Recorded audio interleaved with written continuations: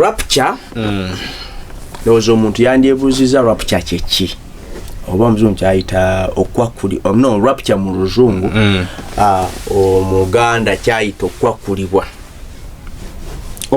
siko kutwalibwa without any informing sudden ngenda kubulira ebigambo ebikinyunyula oba tewetegese dan tuli wantunyumya onyumiza kyogamba abazungu bagudde mu lukwe lwa Yesu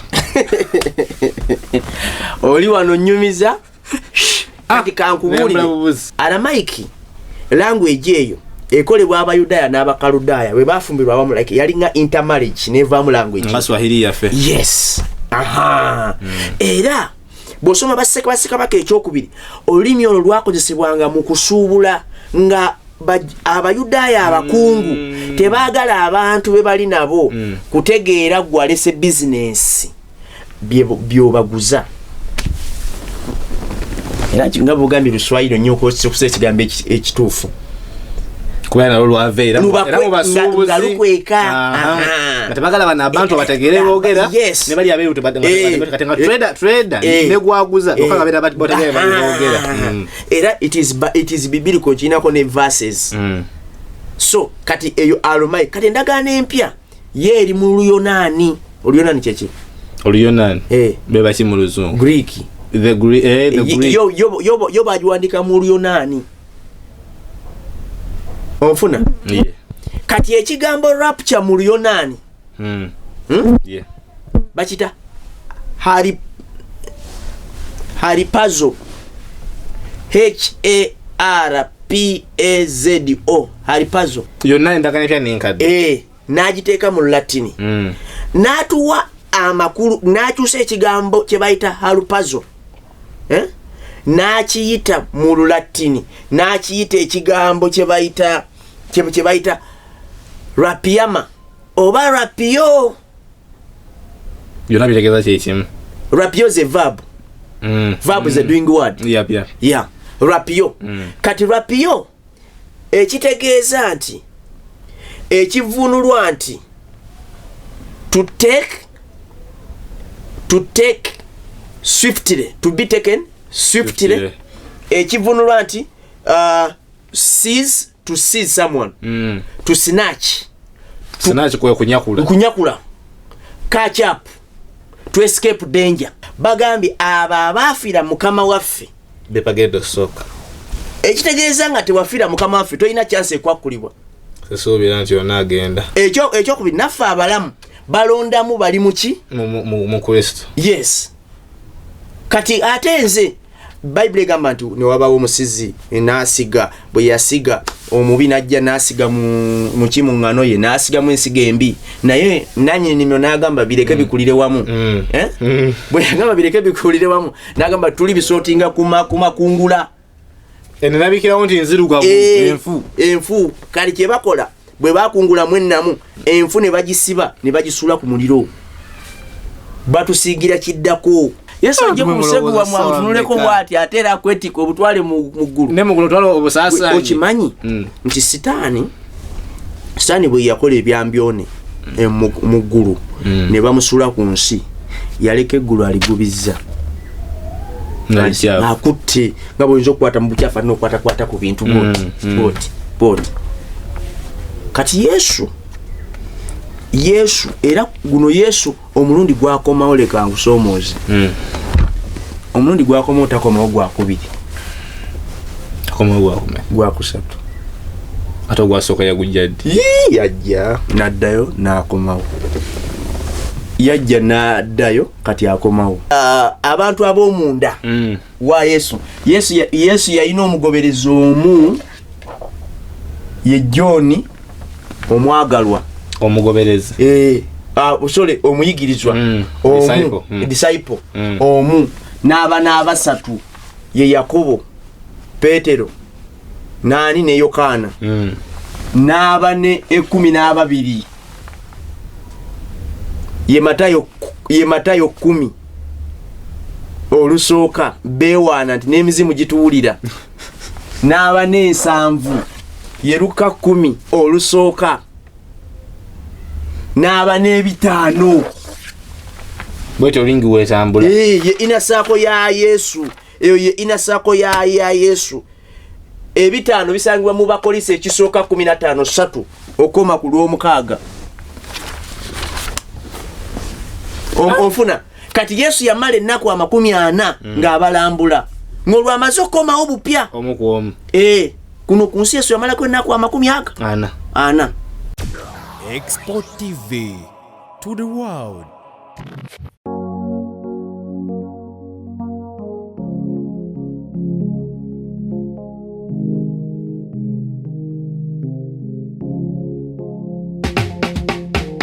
Kankwanjulire Cambridge Junior School esangibwa Matugga Kito bano beesowoddeyo okubangula omwana ow'omulembe guno. Omwana agenda okufuluma ng'alina obukugu obulala bungi omuli okukozesa ebyuma bikalimagezi oba kompyuta, okuwuga, okuyimba n'okukuba ebivuga byonna, ate nga ne co-curricular activities tetuzisudde muguluka. Buli nzikiriza y'omwana essibwako essiira, tulina day ne boarding.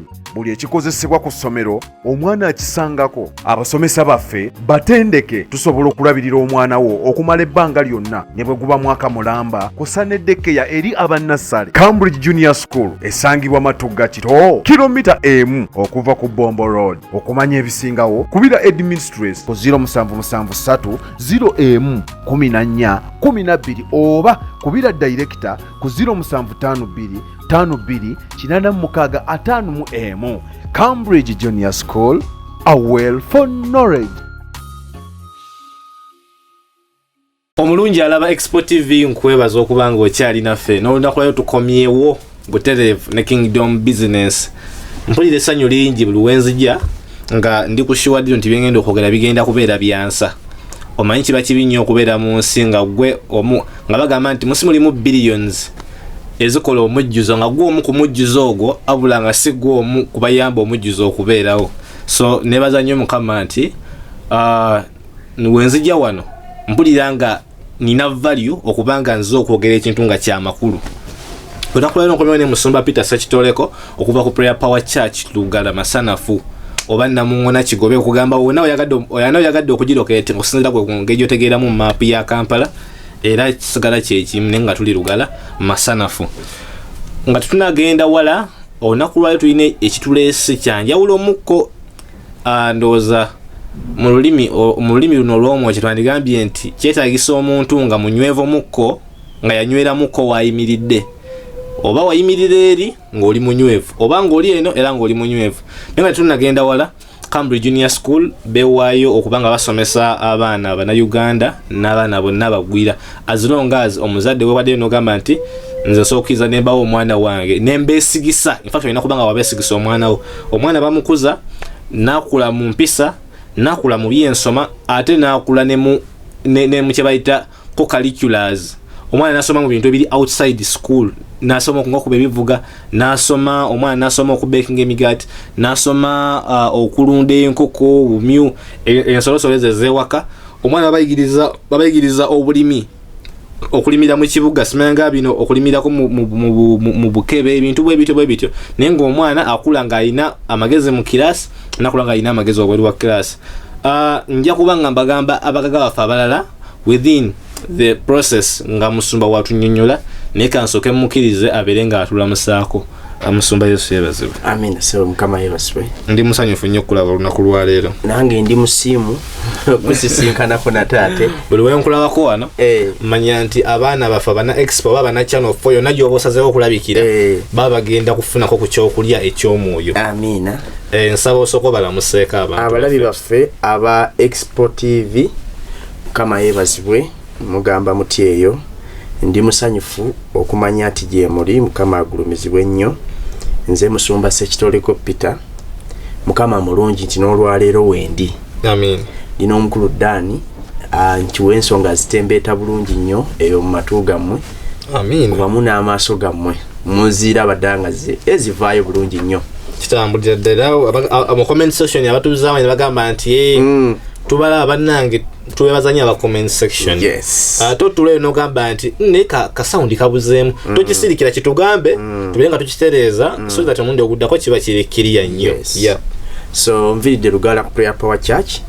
Simu yange 0756 12 9 mukaaga 9 bw'oba oyagala okwogerako nange oyina ebirooto seeking counseling online counseling kuba munange sisobola gamba nti janku church bw'oba ng'oli Dubai nakukolera ki azokaleka muteketi ajje mukama baba agimuwadde kirungi abamu yakayingira contract yali myezi 3 egisooka atasooka ajje abatajja sobola so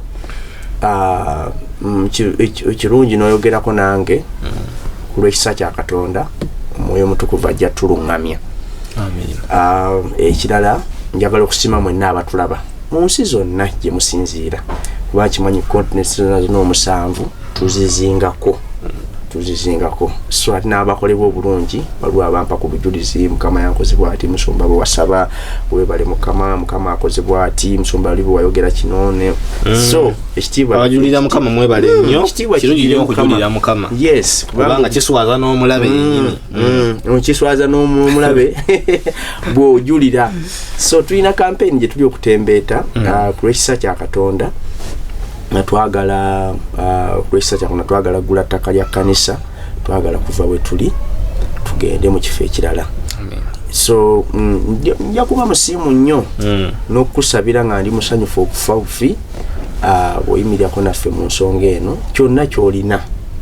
Abaganda batasoma Bible bagamba nti akasuka kyalina taba mutiizi Oluganda ebita taba muti omutiitize muyita muti taba muti so nzikiriza Katonda nti bagenda kukolebwa bulungi ku lw'ekisa kya Katonda.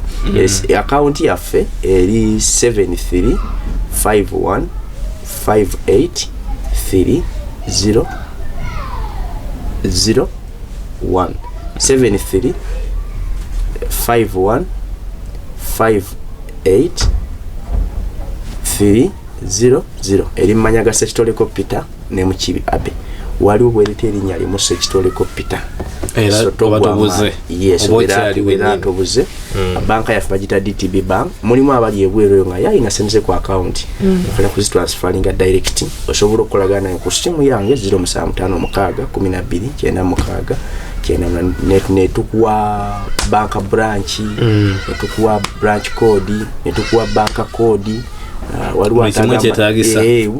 waliwo ataganza ziri ku account ndala yakala kuziswitchinga atoli musumba baziringa ziri ku mobile money ngatagala ziteka mu banka so zikuweleza buterevu ku namba asobola n'okuziteka ku account direct onyiga 618 inakuba Airtel yokaje bakyakozesa bo 685 n'ogenda bw'ogulawo n'ogenda ku number 7 financial services bw'ova ku number 7 n'ogenda ku banks ayo wasooka teriiwo n'ogenda ku next yakuyingira munda n'ofuna number 8 egamba DTB bank bw'ovaawo n'olyoka ekusaba account n'oteekako ekyo mukama kyakusobozeseza.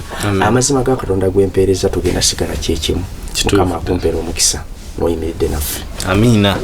Ndio mwakolenga mukama wakoze atya wamulungamiriza so sito kikola gamba nti tena alabika ntya tewali agenda kutunulira nti no contributing waserina nedda okolanga mwoyo wabakoze atya akulungamiza mu mbeera yemu eyo naffe tulina abagagga baffe oteddemu kasente tuli basiemu nnyo ne God Heals Herbal Medicine bano bafubye okuteekamu akasente nagamba nti mugende musomese eggwanga ekintu ekibayamba mu mwoyo wadde abo bajanjaba mubiri.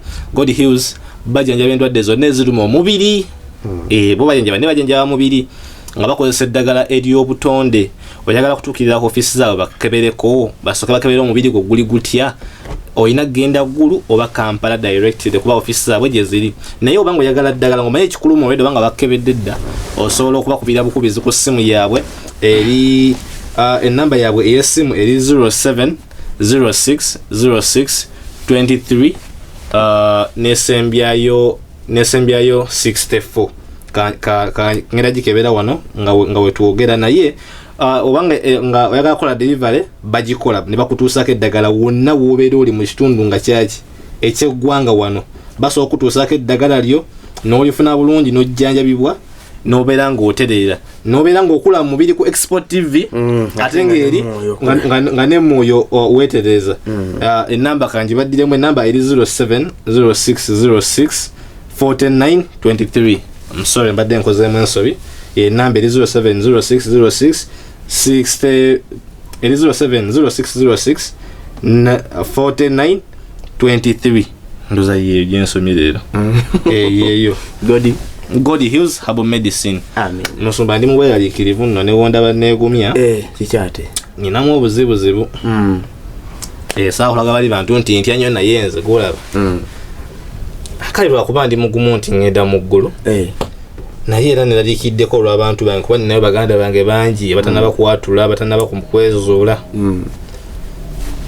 Ngolinga tanawulira amawulire nkunyumiza tukati ati tonda gali action yonna muna soko tembe emboozi olinga nakimanyi guno omwezi ogwa September gwe tulimu guno gwenyini September era tetuli mu 10 nza tusigaza ennaku mbale leero 18 ennaku z'omwezi nga 23 kikyati tuwaba tewabulayo ennaku 5 kati ndoozera tugambe n'obutawera rapture okwakulibwa tonabiwulira kyakonfamingiddwa dda amawulire gayise okwakulibwa twategera ennaku z'omwezi nga 23 omwezi guno nze nagwolaba ndi mu kunoonya buli amanyi nti nakunyiiza oba nakola ki jangu bambisoke tusetolinga bino ebintu kwatusigaza ennaku mbale ddala nze mbala nnya ani yalangiridde abanasayansi n'abasinga obitegeere musaba neneyo balina ebyuma ebikebere eyo basobola okulaba obudde balabye omusajja asembedde kubanga okwakulibwa okunaabaawo Yesu akkakubire kyeka bamulabye jukabo balina ebitangaazo ebyawala era ne batugamba nti alinamu akasente kalye akakoko kasale alina akabizi kayiseewo akabazi kajje mu bwangu abasajja abo balinako obusungu ate ng'onyigira ki nga batugamba ebigenda okubaawo ate obusungu tebatugamba lwedi muno nejja butukuvu babisobola okujja kwa Yesu munasayansi alina okulaba ne balina DNA eyo olwedde ejjukira kibayisa okuba nga bakebedde DNA yani eya Yesu musomegala kiwakana Yesu bamuzalira mu ddwaliro ki bagenda nkule gye bagijja nti kati nkule gye bagijja ku lusozi ya Golgosa siko bamukomerera mu njazi bali bazisima ne basangamu liquid tategerekeka extractinga ogendo ogisamplinga nga musayi naye nga gulina chromosome ezitawera ne bagamba nti mu history mundu kya yabaddeko ne chromosome nga ziri half nga za mama yekka nti Yesu ne tulina DNA ya Yesu bakebera omusayi nga gulina chromosome baziri halfway nga kiraga nti teyafuna zaki za muzadde omu okebera mu history na omuntu gwe bamanyi atalina taata ye Yesu ate nga ne ku lusozi Golgosa lika bamukomerera gamba omusayi gwatonya ku musalaba ne guyikano kati balina DNA ekireka bagitadde mu byuma byabwe ne batwaka DNA eri wala bitambulaye ng'esembera andi kati jjukira Yesu Yesu ayina taata kale nyingi obutamuteeka ku Yusufu mu buliwo nene musa ku Katonda andi jukira Katonda yete yali mu mubiri yali mwoyo gwali kati balaba ne balaba nga chromosome tezuwera nga kireka nti omuntu ono nanyini musayi guno teyafuna teyagabana chromosome za taata iye ne bagamba eri alina half onalina kubanga yali maama we omuntu alina taata mu history nti Yesu yafiirawa wano nyini we tuli tulina DNA nakyo nja kiddira kale balina DNA bagirina DNA ya Yesu kati bandibanga bafunayo akuma kaji tracking kati nga balayenga okusinzira ku gundi balaba asembera tomanyi mu 2000 mu 2000 mwe balangira 10 ne wajibulirako yali 2000 bakadde bange banyumiza 2000 bakadde bange banyumiza manyi nali muto nalioba mpi ne ba ebiseere binali nakako kange nakalya abantu ge bannange tugenda kufa akakoko ke nali nina n'enkalya ne tulinda enkomerero nakati kati walira ki enkoko yange nenjirya bwenti kale singa wagitunuzemu n'akaseera so naye musumba mu mbeera eyo soko nzikirize kuba olugero ebintu ebanyumiza binyumize yinza okuba nga nali sinabategeera bulungi kuba bakadde bange watebo bali balokoka dda omwaka naye ekintu kyebanyumiza ekyewuunyisa bagamba nti bakuŋŋanira mu kasente akali okumpi awo bamanyi mu kasente ak'erugala bakuŋŋanira Lugala mu kasente abantu bonna bajye balabe enkomerero naye ekyasinga obeewuunyisa nga bakimanyi nti Katonda ajja alese enkomerero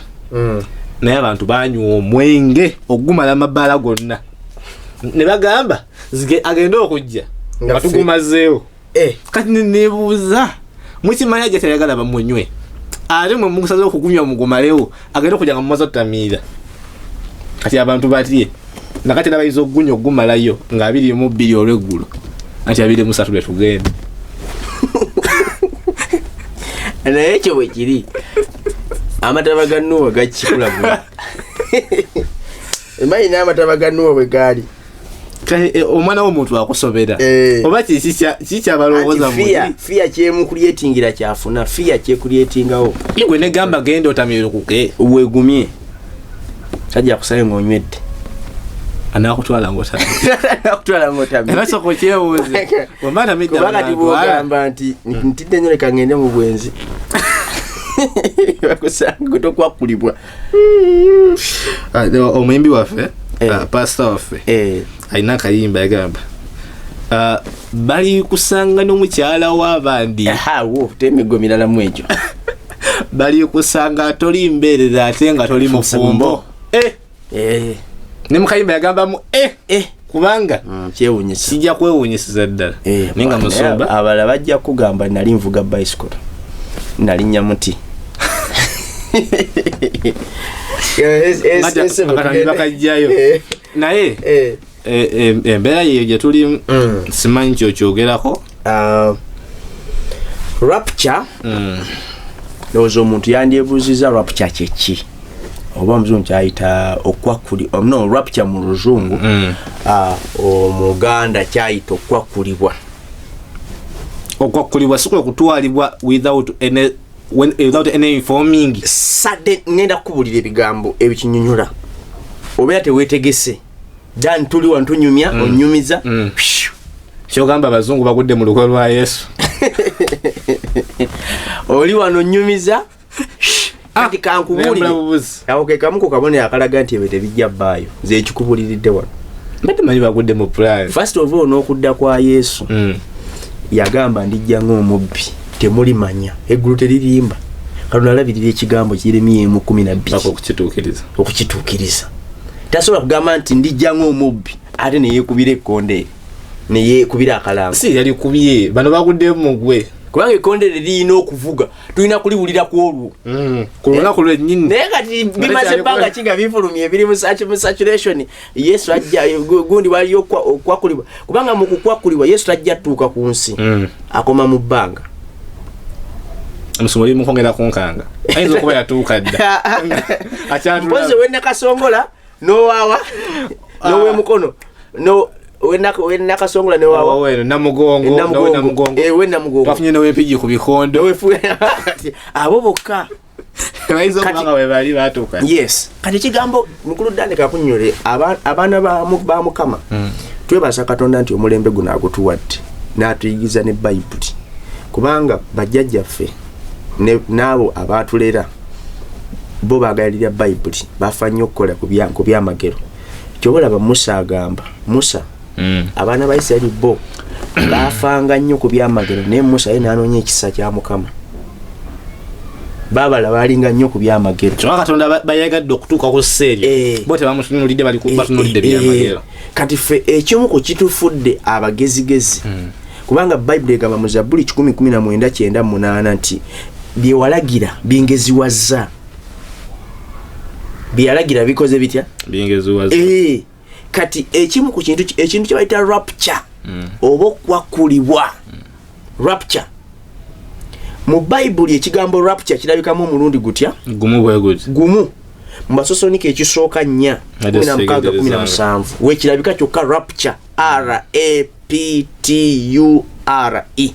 rapture notinge na wao njaka balageera First Thessalonians basosonike ekisooka 4:16-17 amina wekirabika wokka naye kati kaleka nkulage mukulu Dan ngenda sooka nkuzeeko emabega n'abandaba bayibuli eno yannyulwa yawandiikibwa mu nnimi 3 bayibuli original copy yoliko kati ndi ku bayibuli original copy yes yawandiikibwa mu nnimi 3 endagaano enkadde yawandiikibwa mu Lwebbulaniya ne mu Olusuuli oba Aramaic. Era bw'oyagala okikakasa nti byenjogera symbols soma Daniel 2 ne Daniel 7 soma Ezra soma Yeremiya essula ye 10 Yeremiya mu 10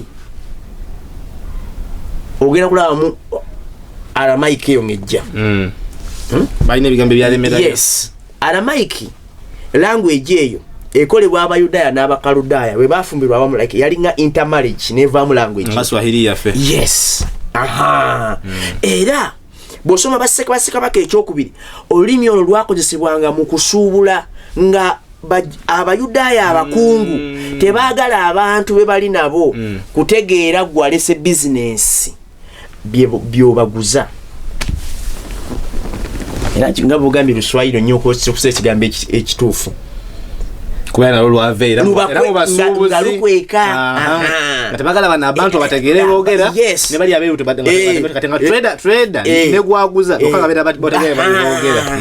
Era it is biblical kinako ne verses. So kati eyo alomai kati endagaano empya ye eri mu Luyonaani. Oluyonaani kyeki? Oluyonaani be baki mu Luzungu? Greek. The Greek. Yo bajiwandika mu Luyonaani. Onfuna? Yeah. Kati ekigambo rapture mu Luyonaani. Yeah. Bakita haripazo. HARPAZO. Haripazo. But by pronounce yandibanga pronunciation sinto funenga spelling ya jikuwadde. Haripazo. Okwakulibwa mu Luyonaani. Kubanga endagaano empya yonna bayawandikwa mu Jembagambye ekigambo rapture gye kiri. Kyebawandika ekigambo rapture ngabwe kiri rapture. Kiri mu Luyonaani bakiyita harupazo. Naye omusajja gwe bayita Saint Jerome mu kyasa kyokuna yajja ne kye bayita Vulgate. Vulgate is Latin translation of the Bible. N'akyusa endagaano empya n'agiteeka mu Lulatini yonna. Naddira Bible si mpya yokka Bible n'agiteeka mu Lulatini yonna endagaano empya n'enkadde n'agiteeka mu Lulatini n'atuwa amakulu n'akyusa ekigambo kye bayita harupazo n'akiyita mu Lulatini n'akiyita ekigambo kye bayita rapiama oba rapio. Yonna bitegeeza kyekimu. Rapio is a verb. Verb is a doing word. Yeah. Rapio. Kati rapio ekitegeeza nti ekivunulwa nti to take swiftly, to be taken swiftly. Ekivunulwa nti seize, to seize someone. To snatch. Snatch kwe kunyakula. Kunyakula. Catch up. To escape danger. Naso teli mu lwasa yeteka kutoloka. Nekugwako obwe. Tosotoma nako ekigamba. Lwaki rapture weri. Abantu abanakwakulibwa. They are not going to face tribulations. Si judgment, tribulations kunyigirizibwa. Tebagenda kulaba busungu bwa Mukama. Kubanga oluvannyuma lw'okwakulibwa agenda kuba obusungu bwa Mukama.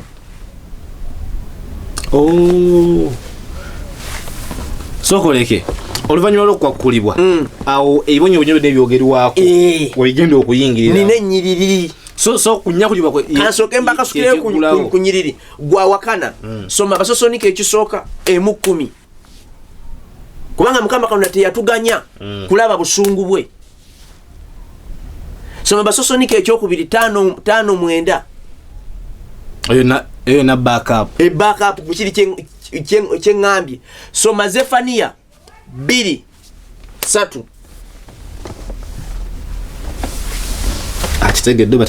Akitegedde nja kumulabira mu comment section kati ekigambo doza kati ofunye enkusigira kafananyi oli mu kutugiyayo kubanga kati omuntu agenda kubuuza rapture nga sikiraba nkalabako wantu awa wamu mu Bayibuli wonna weekiri mu ndagaano empya n'enkadde era ngenda kulaga naye ekigambo nti rapture kirabika mu yes naye olw'okuba batunyonyodde amakulu gaakyo nti rapio kitegeeza to seize, to snatch, to carry off, to take away swiftly, gundi caught up, ekirala to escape danger. Teri yetegeka ku escaping danger. Danger. Kati kasoke nkuweeyo kunyiriri. Kubanga kasoke nkuweeyo kunyiriri.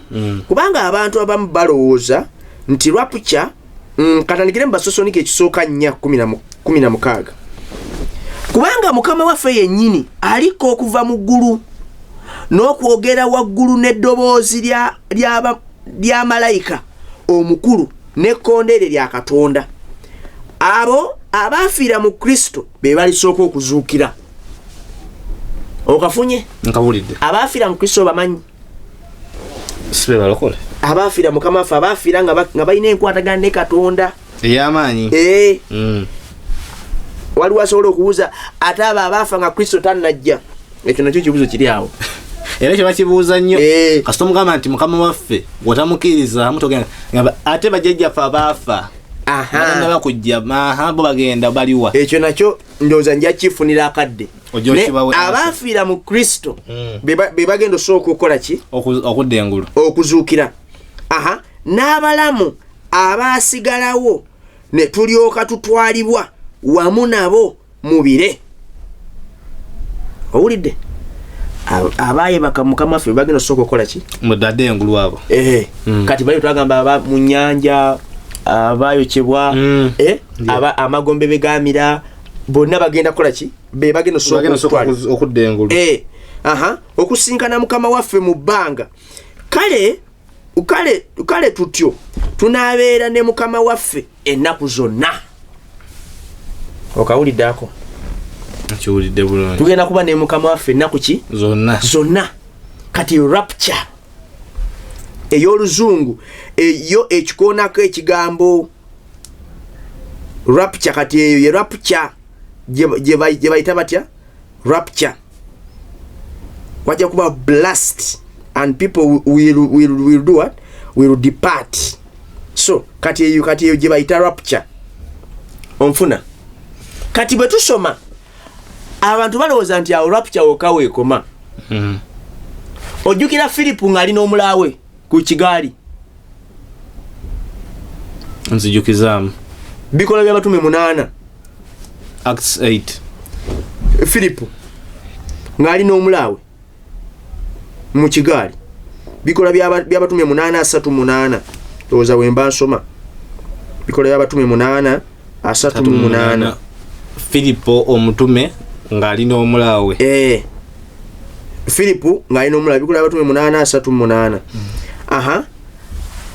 N'alagira eggaali okuyimirira.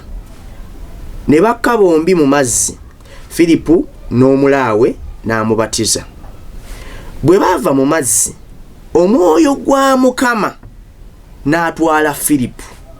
Filipu omulaawe n'atamulaba nate kubanga yagenda ng'asanyuka. Filipu yagenda asanyuka. Atwaliddwa. Kati rapture tebalowooza nti yakatandika. Nti yazze 23. Yagenda osooka nedda baaba. Nedda sebo. Olaba gye bakosa? Koutawe Filipu. Kye nagambye rapio. To seize, to snatch, catch up, caught up, escape danger.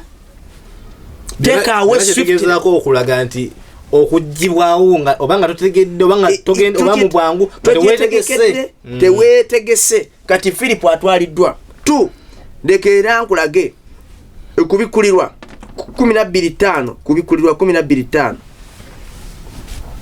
aha sumba mazema ama kubikulirwa 12:5 mbadde nsome ya luzungu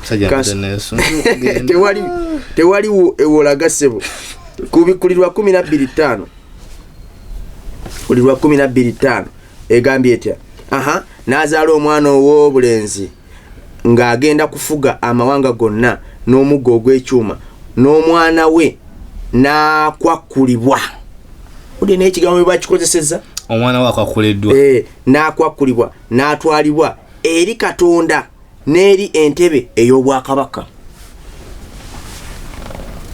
Olaba nti kali njali mundagaano ompya okulaga rapture ojjabe nti weeri munyiriri mweri ojuwulira olina soka kuddayo n'omanya amakulu gokwakulibwa ekigambo kye kikozesa kwakulibwa kyeki ogenda ng'osomye walala oba nti weekiri just balugera kigambo kyennyini nti rapture naye nga ekigambo weekiri yes okiwulidde awo n'akola atya n'akwakulibwa and her child was caught up si kino sebo obani akyawa ekyo harupazo bwe bakyusa ne bakiza mu Latin gundi rapio nkwakulibwa we kuli nnyo mu bwo Saint Jerome onfuna ye musumba kati basosonika nji mugimaze bakoliiso ekyokubiri 12 tulaba omusajja ali mu ggulu eryokusatu Dawe musumba otagana okujja tubulire ku magulu abagulu gali yameka sima baba wakisomesa ko oba nja kulaba mu nyukiranga yakyogera ko notakirambulula bulungi bakolise ekyokubiri 2 okoma ku lwokuna manya omuntu mu Kristo eyakamala emyaka 14 oba mu mubiri simanyi oba atwalibwa mu mubiri oba awatali mubiri simanyi Katonda amanyi okukwakulibwa okutwalibwa omuntu ali bwatyo mu ggulu eryokusatu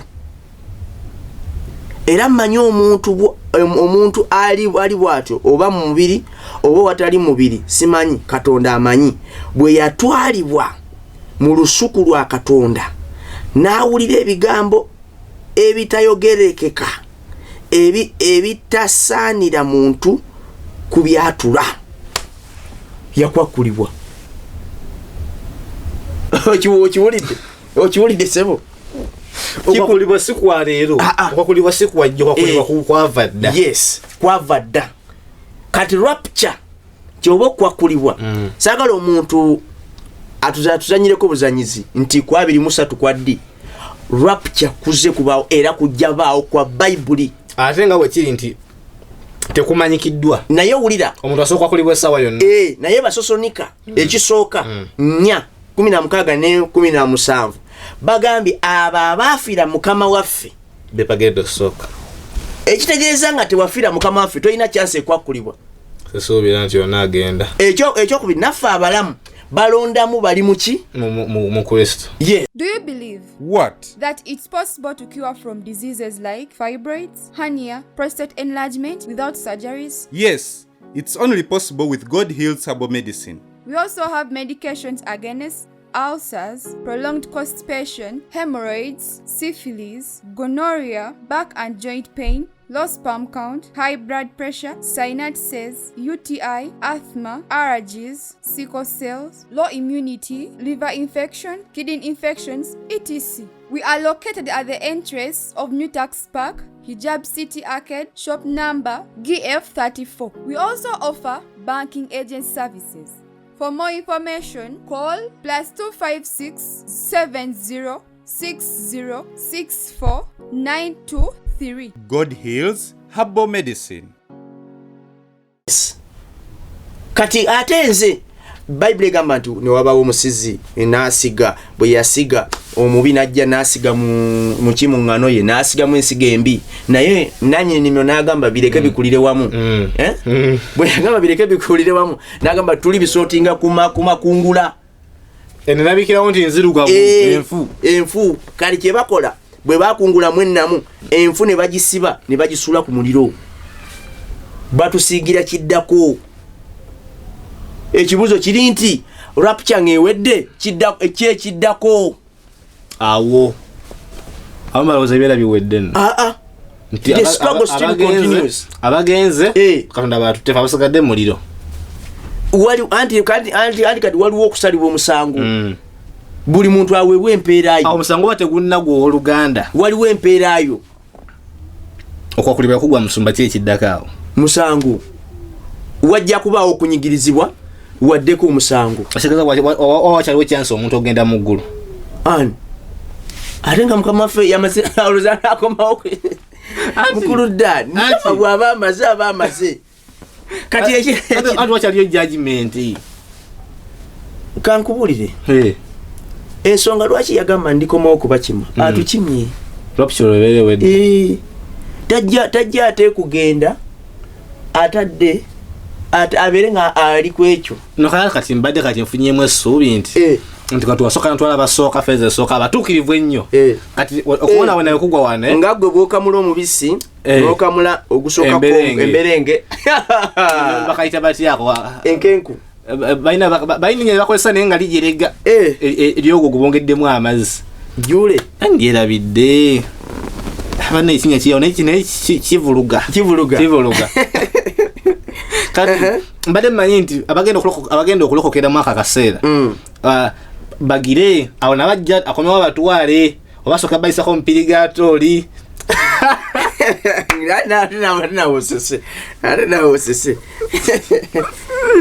kati ate esoni ya pirigaatooli nkusaba osokoddeyo girayo kuba yali mpoomu kati banyabo ne baseba abandaba rapture ya ddala era gyeri kyona kitwetagisa okutereeza amakubo gaffe kubanga ekituufu kiri amazeeyo bulungi nti gyeri yaddala nesi ya 23 rapture yo gyeri yaddala naye si ya 23 wabula kati kana akaseera mukama akagala tukakozesa okwetereeza nga tannadda kubanga byo tuli mu biro bya luvannyuma byebiro by'okudda kwe onfuna byebiro by'okudda kwe naye si ya 23 ejja 23 tekiriyo nkyogeredde wano mu kamera 23 tebiriyo abadde yetegese ogenda tunda enkoko yo totunda bwebe kulemye okulya giwereze musumba era bwekiri oba omukulu ddaani wano naye aziwoomerwa kasupa kukankolera ddala bulungi ekibuuzo omukulu ddaani n'abandaba musumba ati abasumba beesiba nnyo ku ndagaano empya akitulage mu ndagaano enkadde oyahera jasitatekawo kiremya nedda ebyandikawo nabyo byoleese era omuntu asogamba nti kankibalage mukulu ddaani kankibalage basobola okwekwasa bemanyi okwekwasa wawulyako enoka namuwulirako okimanyi nti yakwakulibwa by the way enoka n'atambula bulungi ne mukama talina weyawandiikibwa kufa kwe era abantu mu bayibuli abataafa bali aba babiri bannabbi kuliko enoka kuliko Elijah naye yabula bubuzi yes yakwakulibwa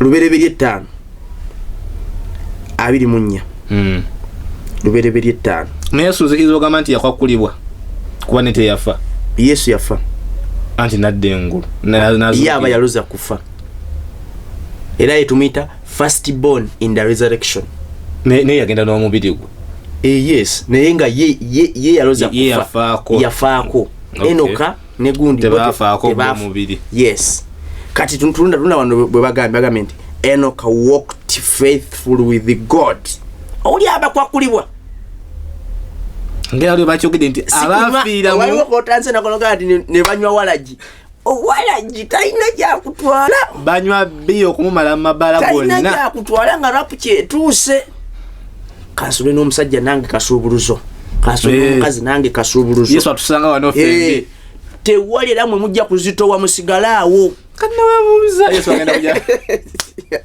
Yesu ajja kumusegwa mwamutunuleko bwati ate era akwetika obutwale mu ggulu ne mu ggulu twala obusaasaanyi okimanyi nti sitaani bwe yakola ebyambyone mu ggulu ne bamusula ku nsi yaleka eggulu aligubizza akutte nga bw'oyinza okukwata mu bukyafu alina okukwatakwata ku bintu boti kati yesu era guno yesu omulundi gwakomawo leka ngusoomooze omulundi gwakomawo takomawo gwakubiri gwakusatu ate gwasooka yagujja ddi yajja n'addayo n'akomawo yajja n'addayo kati akomawo gwako musumba leka nti nkunnyonnyole kuba siyinza kakkirizaako yesu bwe yajja ogwo gumu eyo kamingi ye emu mu bulamu mu kuzaalibwakwe first coming of Jesus ekyo nkimanyi bwe yafa bw'osoma Yokaana 2 olaba Mariyamu yajja amukwata namugaa tonkwatako ngenda wa kitange tokasoma ka statement yako tetera kubeera observant nga tusoma ebintu ebyo lwaki anti obeera nga tebana kikubriefing nga tekikubeera mu mutwe baana ba Mukama akanyiri tukayitako buyisi ate sirinze katuli bangi. Jesus said to her, don't cling to me, don't hold me, for I have not yet ascended to my Father. What is to ascend? To descend kati Yesu agambye tonkwatako kubanga sina yambuka eri kitange. Onfuna awo ngamaze okuzukira. Yes, avuddeyo mu ntaana kati Mariyamu andi kati 2 Yokaana 2 aba yali amaze okuzukira wazukukira azukidde kati amusanze tonkwatako nsobola kudda wani lwaki addayo atwala omusaayi ayoze jukira omusaayi gwa Yesu gwe gwayibwa ku lw'okulongoosa cleansing kekajiki k'omwoyo kekajiki k'omwoyo webale nnyo alinnya zewa ewa kitaawe asooka atwale ebintu bino kati Yesu agenze kati ate n'akomawo kati yakajemeka abo abakiridde gwakubiri kati bwe yajja n'amala Bayibuli egamba n'atwala ennakwana Yesu bwe yafa yamala ennakwana ng'ali ku nsi kubanga mu inasaako ya Yesu ngamba inasaako onfuna lwakuba sina kugundi nani kibadde string inasaako ya Yesu inasaako ya Yesu oba abantu ab'omunda wa Yesu yalina omugoberezi omu ye John omwagalwa omugoberezi sorry omuyigirizwa disciple omu n'abaana abasatu ye Yakobo Petero nani ne Yokaana n'abane 12 ye Matayo 10 olusooka beewaana nti n'emizimu gituwulira n'abane 7 ye Luka 10 olusooka n'abane 5 bwete olingi wetambula ye inasaako ya Yesu eyo ye inasaako ya Yesu 5 bisangibwa mu Bakolisi ekisooka 15:3 okoma ku lw'omukaaga onfuna kati Yesu yamala ennaku 40 ng'abalambula ng'olwamaze okukomawo obupya omukuomu kuno ku nsi Yesu yamalako ennaku 40 ana ereze ennaku tuzibala ne tuzitresinga ezennaku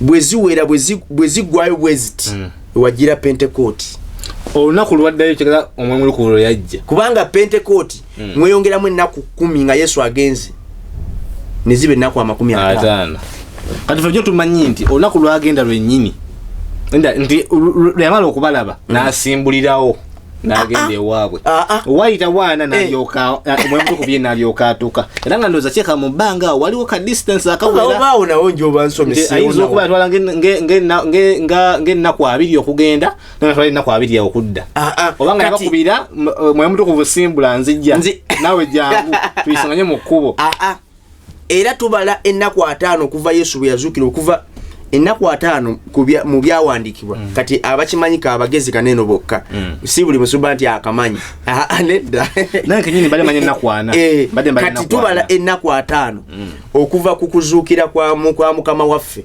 weziweredde Pentecost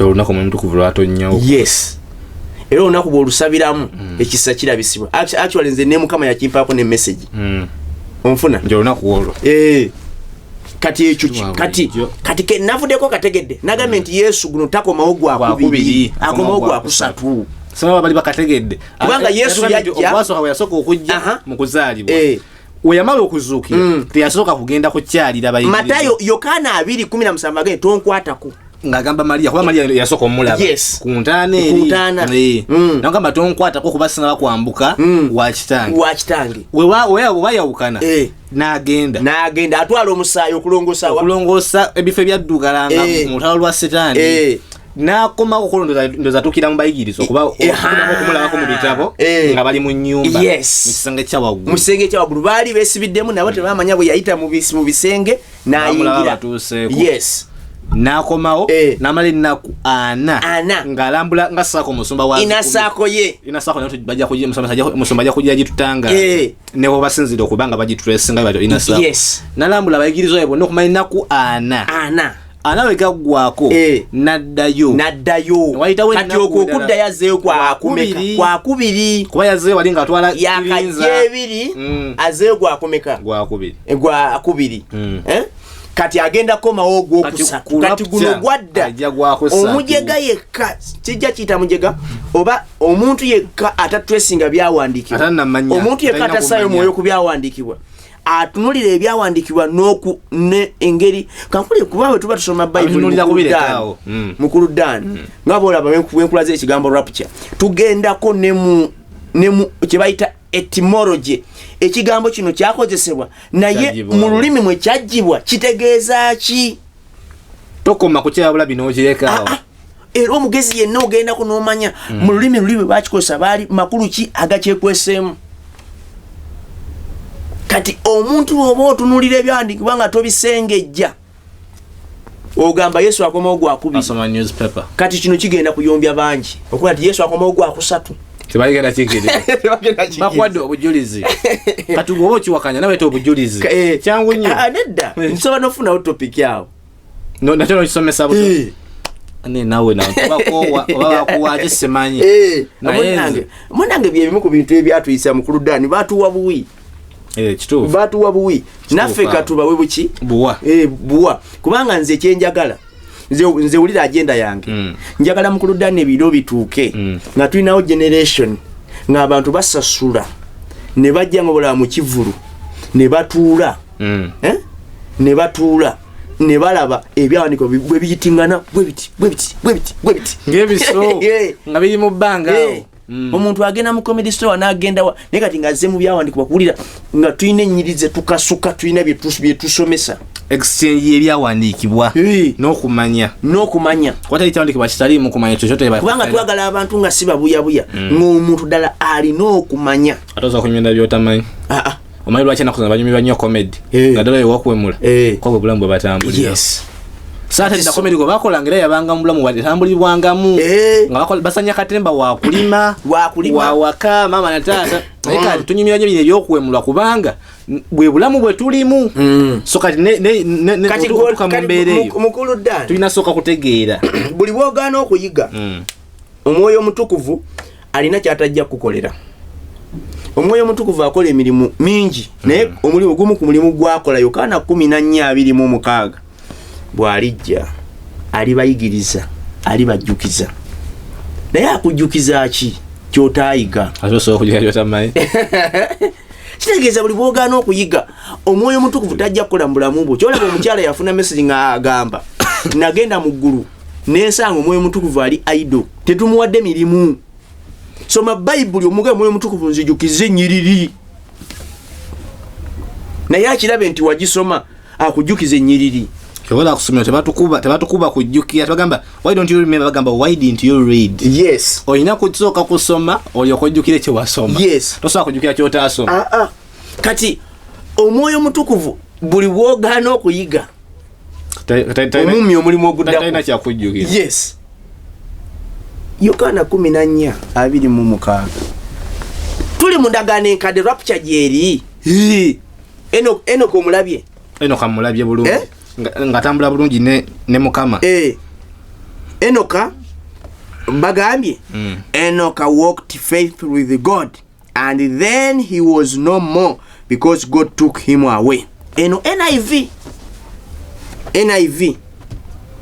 tewali bagambye nti nafa oba na disappear ngwaki bagambye he was no more kibanga he vanished. Kati wano bakoseza mu NIV leka abantu mbala manyi tuba tusoma Bible ne tenses tuzigoberera and then he was no more because God took him away.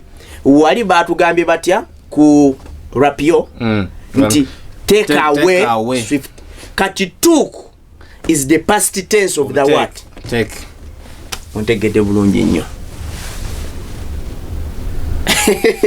Naye bakula batya batategeera batayulira. Kati ekirala NIV emanya NLT egamba etyayo egamba and Enoka katuli mu lubereberye 5:24 walking in close fellowship with God, then one day he disappeared because God took him. Onfuna umanyi meaning y'ekigambo disappeared? Kubulawo. Kitegeeza okubulawo nga twasooka nti empologome mulidde afudde disappeared. Total vanishing. Omuntu nga wona afuwa kasipoti mubanga ne kabula. Kitogerako disappeared. Disappeared because God took him away. Yes. Kati leka nkulaga ekirala. Bassekabaka ekyokubiri 2:11 Eliya yakwakulibwa eyo ndagaano nkadde. Bassekabaka ekyokubiri 2:11 okweyongera yawo Eliya yakwakulibwa. Isaya 2:6 2:21 luno President Museveni yalukozanga nnyo mu COVID. Muyingireko mu nyumba mwegalire mbisenge obusungu bwa Mukama bulimo kola ki. Oyo nabbi Isaya yali alangira ku rapture. Obunabbi bwe ku rapture. Kubanga rapture ensonga lwaki ejja tulemu kulaba obusungu bwa Mukama. Byabana batambudde obulungi naye. Lubereberye 10 lubereberye musanvu. Lubereberye musanvu 16 Noah's Ark etusiga kifaananyi kya rapture. Kati nze awakana nti nedda tujja kulaba obusungu bwa Mukama. Mbabwagala abatuukirivu tebagenda kulaba obusungu bwa Mukama. Basosonike ekisooka 1:10 okulindiriranga omwana we okuva mu ggulu gwe yazuukiza mu bafu ye Yesu atulokola mu busungu obugenda okujja.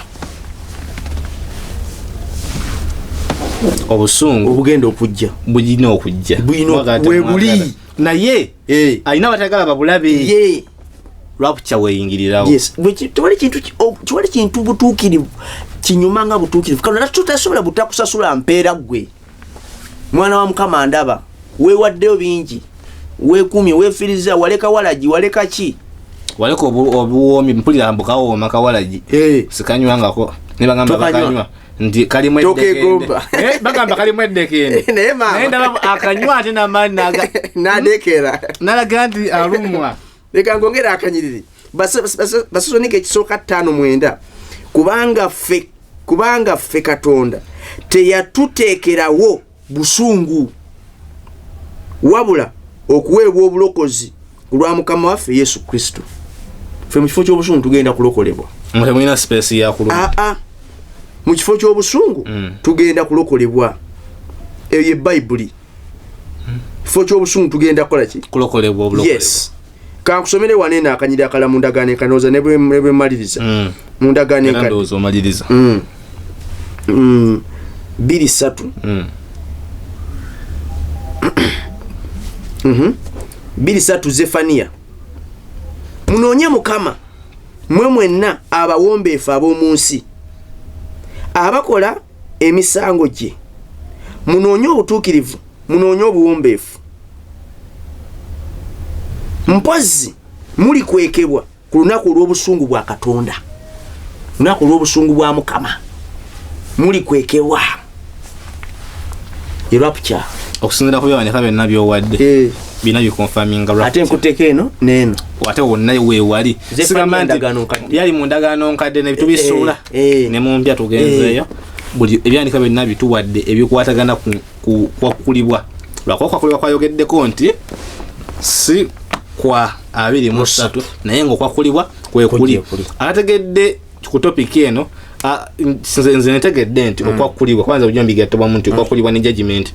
Naye okwakulibwa ne judgment atulaze nti biri ku lunaku tugambe biri events biri za njawulo. Yes. Tetumanyi banga Katonda lyabiteekedde nti oba lunaku lumu oba ssaawa oba ki, naye nga kidaga nti these two events are totally separate. Ekyo nze nkitegedde. Kati nawe talina kyotegedde, comment section is open. Musumba agenda kuddamu atusomere ennamba y'omundi ogw'okulala. Kugamba beera muntu ayanira okumanya 0756129698 kama abatwera omukisa. Namba ya Musumba ayagadde okumufuna in person, ayagadde okumu whatsappingako byonna osona, nayagadde okumanya ebisukkawo ku Prayer Power Church oba n'okubanga a fundraising ku campaign yaffe ey'okugula ekifo kyaffe byonna okuba ku namba eyo. Njagala nnyo okubebaza nti mwebale kwagala xpotv gwakabe n'okatuuse eno bambi comment yo kyamakulu nnyo, like nga tosharinge ne munno abatalina kumanya bwe kuti kuba oyinza okubeera kalinza mbadde manyi naye Musoma nnyonnyodde ntegedde nti bulijjo simanyi nzo manyi rapture judgment naye akyawudde kati nawe oyinza okuba nga badde olina kyotamanyi naye ng'okiyize so gabanako ne munno naye abeerenga ng'akitegeera. Tujja kusinkana mu story ndala mpitirivu Musumba yeewayo okuba nga asomesa ebikwatagana ne kingdom business kuzimba bwa kabaka bwaggulu muffe ng'essala bwekikola ki bwekyogera yakitaffe ali mu ggulu. Tujja kusinkana mu story ndala mpitirivu nnyo. Bye bye. xpotv to the world.